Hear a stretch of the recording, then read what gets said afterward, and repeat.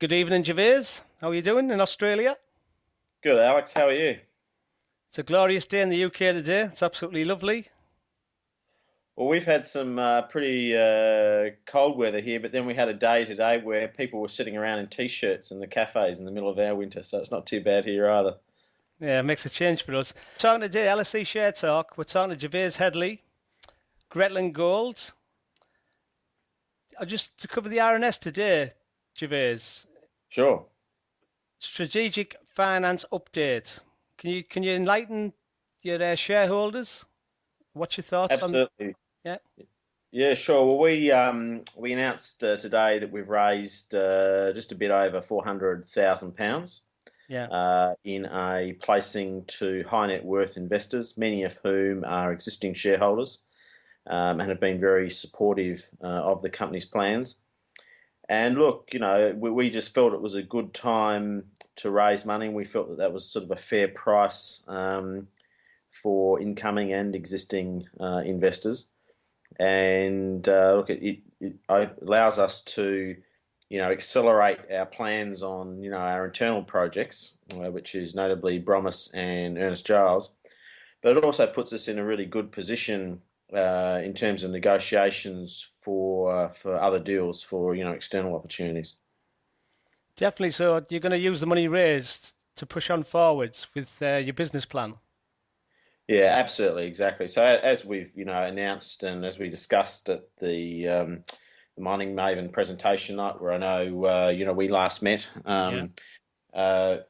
we have a strategy of pushing forward with the existing projects, but also really getting on the front foot in terms of bringing in new projects. And it does help to have, that sizable cash balance because it demonstrates to counterparties that, look, not only can we use cash as well as equity as part of any sort of acquisition or deal, but, we have some serious financial resources now, over £1.2 million to actually pursue drill programs and follow through on what we say we're going to do. I like the warrants as well, the way you've done this as well. When you issue the warrants at 0.56 over a 24-month period, exercise period. That's Yeah, good. well, yes. Well, sorry to interrupt. Yeah, again, we think that's sort of fair for for people coming in, and it also enables us potentially to raise another £800,000 if the share price obviously increases past that 5.6 mark for any considerable period of time. Then that's another potentially £800,000 of incoming capital. And obviously you sort of hope that you have a bit of success on at least one of the projects, and share price rises, that capital comes in. You can use that to keep fueling the ongoing drilling or work that's required. That's what I was going to actually follow up on there. You beat me to the punch because I was going to say you would raise a fare there, £819,000. So that would put you in a really healthy position as you move forward. Oh yes, absolutely. So yeah, no, that's obviously a lot of money. I mean, look, even today, that £400,000, that's a very significant number. I mean, a lot of companies, even Greatland would have struggled to raise that, 6 months ago. And that's a serious amount of capital in addition to the over 800,000 we already have. But absolutely, you get another 820,000 odd in the door, maybe in 12 to 18 months if we can prove some success on the projects, and it all just starts to feed on itself. At least that's the hope, I guess. But we've got to get the work done and demonstrate some results on the projects. Yeah, like you say, once you commence drilling at Bromus, in due course, the Ernest Giles could definitely be an interesting journey for you. Yeah, absolutely. Yeah, so Brahmas, look, we're nearly ready to go there. We've had a little bit of rain in Western Australia, which is hard to believe, but it is winter there, and had a bit of rain which had damaged a little bit of the access road, so we had to patch them up a little bit, and it's just drying out now. So hopefully we'll be able to announce a commencement of drilling there very shortly. And the good thing about your four main projects, two situated in West Australia, two in Tasmania, all the projects are 100% owned by Greatland. Yes, well, that's right. You understand? It's a key point that you've picked up there, which is that a lot of junior exploration companies have to partner out a large share of projects, just to get them past the initial stage. I mean, for example, you saw that MOD Resources had to, in essence, offer Metal Tiger 30% of the Botswana opportunity just to get the initial $100,000 to get that off the ground. So while the Botswana project there is potentially a very valuable project, they're now down to 70% of it, whereas, in our case, we have 100% of all those projects, and we certainly have enough financing in place now to aggressively pursue those projects. I'm sure shareholders will be glad to hear this. I've got to go back. What's the story behind you becoming the new executive director? 18th of July, RNS?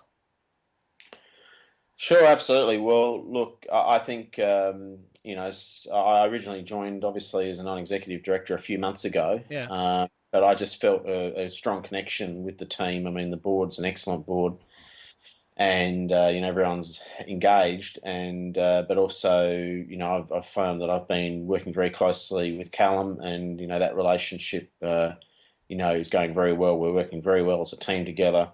And look, I just had a bit of spare capacity, and just found myself getting drawn into the excitement around these opportunities. And look, I'm just glad to have the opportunity to help out, on an executive basis. It looks like things are starting to fall in place for you because obviously we've watched you over the months. In fact, we met up in London at the Man and Maven show, and you're going at a steady speed for a company. You're definitely moving along now. You're trucking. Yes, well, that was always the intention. When Paul and Andrew first spoke to me about Greatland and their plan there. Obviously, the plan is to get on with it. Basically, be on the front foot, get things done, get news to market, and move forward with the projects. We don't want to just talk about the possibilities of maybe one day. We want to get on with it, and I think that's what we're demonstrating we're doing now. So the pressure's on us to continue on that path. And the market definitely looks to be changing as well. If you look around the mining sector, the resource sector, it definitely looks to be picking up. So you look to be positioned in a very good place.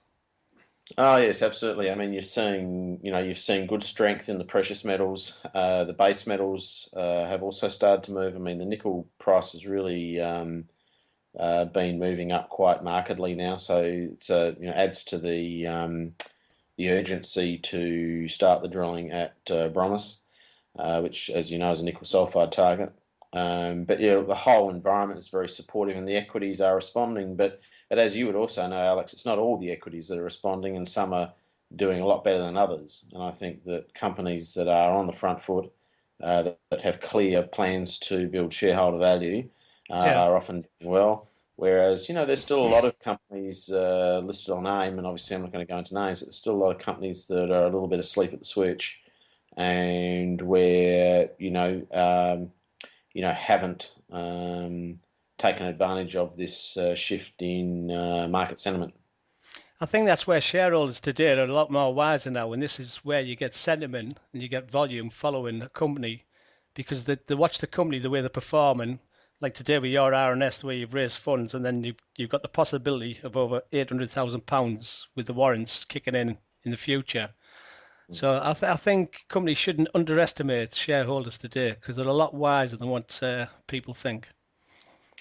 Absolutely, and there's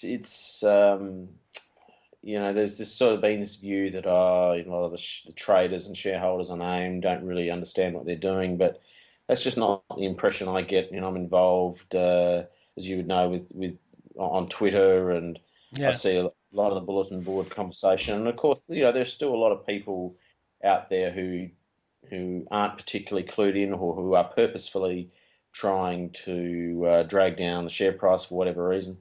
But look, there's a lot of people out there who really do understand, the keys to creating shareholder value, and certainly, understand the economics of this industry, and very closely monitor what all the individual companies are doing. So I know that we feel, when we sit in the board meetings, we certainly know that those shareholders are sitting over our shoulder, watching every single thing that we do, and that we need to do the right thing by them.